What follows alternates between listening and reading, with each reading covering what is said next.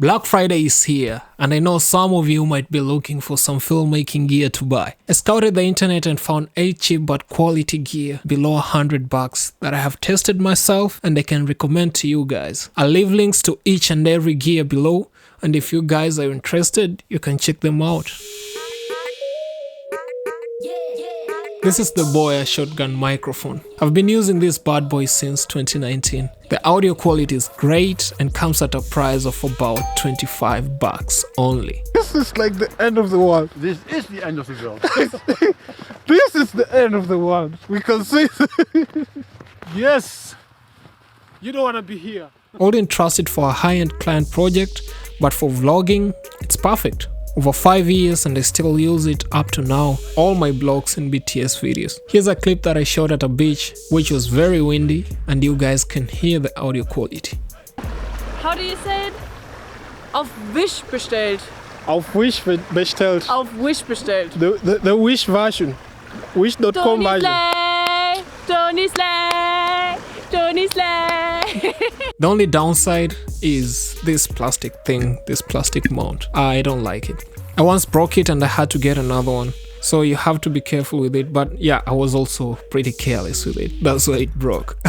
But I'd recommend this mic to any beginner looking to improve the audio quality.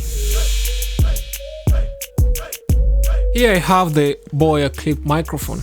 I swear I haven't been sponsored by Boya. This mic goes for just $15. Like $15 you get this. I've been using it for all my YouTube talking head videos. So if you've been watching my videos since 2019, you've definitely been seeing me with a clip microphone. This is what I've been using. The audio quality is super good, and I've been using these microphones even for professional jobs like paid client projects. Okay guys, like this is how this microphone sounds outside. I'm currently on a playground where kids play. It's not so windy, but yeah, this is how it just sounds outside without the dead cut. Is it called dead cut or something? This cable is like 6 meters long. Yeah, that can be great and also annoying at the same time. But I haven't been bothered by it at all, given the fact that my camera is always pretty far. What bothers me, like kinda bothers me, is the fact that this mic needs a battery. So if you want to use it with the camera, you need a battery, but if you just want to use it with a phone, you don't need a battery. So sometimes I might forget to turn on the mic or switch to camera mode, but overall I like it. It's amazing. Although Holyland Lac M2 is already out, the M1 is still a great mic and surprisingly goes for just like $60 at the moment. I'm currently using the Lac M1 and I've used it since 2022 if I'm not wrong, mainly for client projects. That's how good it is. This thing has a range of 200 meters, bruh. That's crazy. I did a review of this mic some time back. You can check the video here. Well, I'm currently outdoors and it's getting a little bit dark. But yeah, this is how the microphone sounds outside. It's a little bit windy. I haven't switched the noise reduction on, and I also don't have the dead cut on. It works with both camera and phone. You just can't go wrong with this. Look at this video that I did recently using this mic. So what's your plan on the 21st of December? Let me put you up on game. We shall be blessing you December with the most legendary Amapiano vibes. Yeah, you guys can hear the mic is really good, and you can get it if you want to level up your audio, you know what I'm saying? You see that light there? Yeah, that's the Godox TL30. It's a great tube light that I've been using since 2022. This thing is a lifesaver. I bring it with me to every shoot. It never leaves my camera bag. Its versatility is what makes it great. The fact that it's magnetic and I can mount it anywhere is such a fantastic thing. You can change the colors to whichever color that you'd like to have. It has a wide spectrum of colors, so you can have fun with that. It also has like so many effects. Let's just go through some of them. This is SOS mode. I don't know what SOS is. Ambulance mode. If you have a scene that you want to mimic an ambulance or something, you can use that. Firefighters mode, I think, if I'm not wrong. This is police car mode. I don't know which one this is. I'm not sure at all.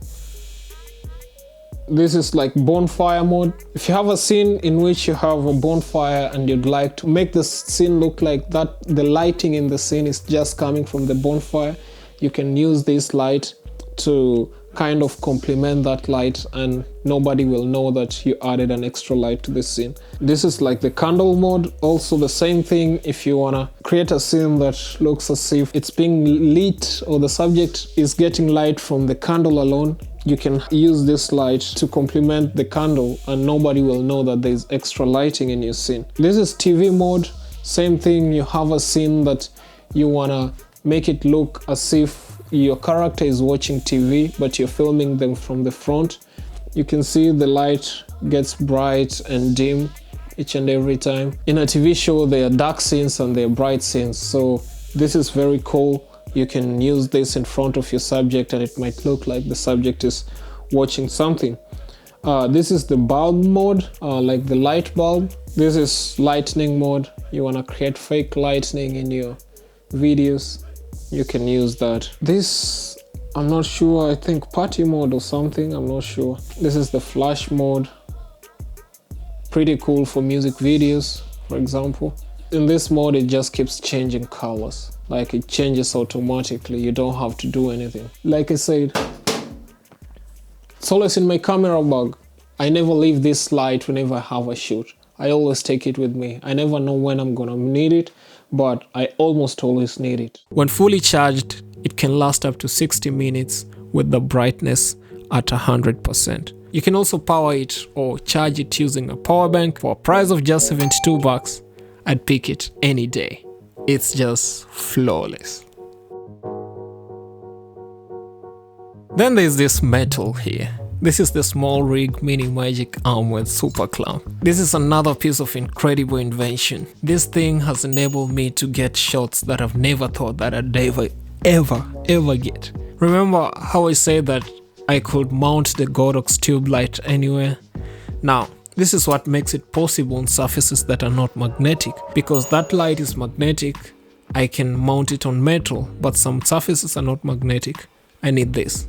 It enables me to mount the camera on different surfaces also, and yeah, it helps me to get those impossible shots. For a price of just 14 bucks, this is a must-have for every filmmaker. It's also one of those things that you'll always find in my camera bag.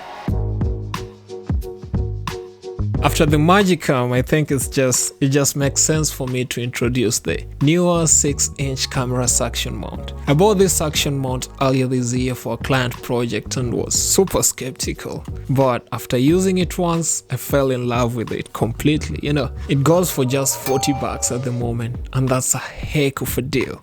It's also one of those things that help you capture those shots that seem impossible at the beginning, you know. Now, as you guys can see, this thing holds on well. Like at the beginning I was a little bit skeptical about it, but it's doing the job for me. Like it's not that stable, you know, but yeah, for just some easy shots, like why not?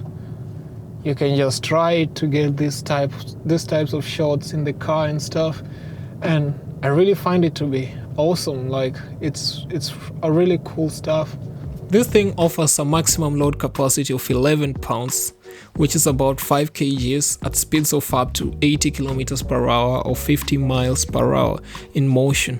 For stationary surfaces, it offers 88 pounds or 40 kg bearings in horizontal orientation and 110 pounds or 50 kg bearings in vertical orientation. Like, that's crazy. I use this mount mainly with my Panasonic S5 II, but I'm not sure I'd trust it with my Blackmagic 6K Pro because of the size and weight. But generally, it's something really cool to have.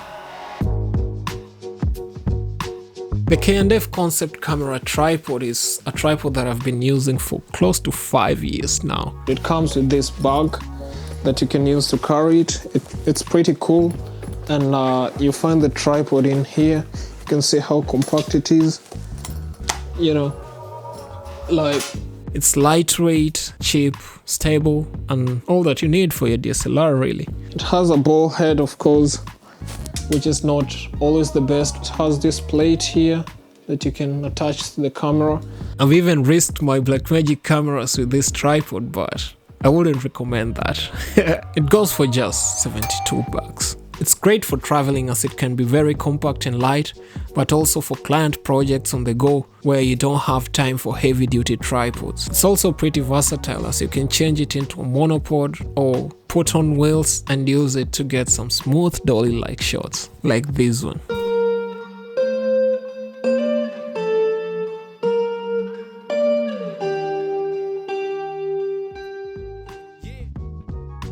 When I was getting this, I was pretty skeptical about it. This is the first smoke machine that I've ever owned. It saved me so much money that I used to spend hiring smoke machines. For just about 88 bucks, you'll get this bad boy that can run continuously for 20 minutes with one charge. That's more than enough for me. Comes with the liquid required to refill it, making it ready to use after receiving it. I love this thing. I've used it in different shoots so far and I've got no complaint. I just wish the battery could last longer, but 20 minutes is more than enough for me. This also helps when filming at home. You've got the sun hitting your room through the window. Add some smoke and get this beautiful beam that you see in professional videos and films. You know what I'm saying? Everything that I've listed in this video was bought using my own money and nobody has sponsored this video. So all views and opinions belong to me and I'm only sharing my experience using this gear. The links to everything that I've talked about in this video are listed below. You can check them out. They're all affiliate links, meaning if you use the links, you support the channel at no additional cost for you. Otherwise, I hope you enjoyed this video and see you in the next one. Blessings.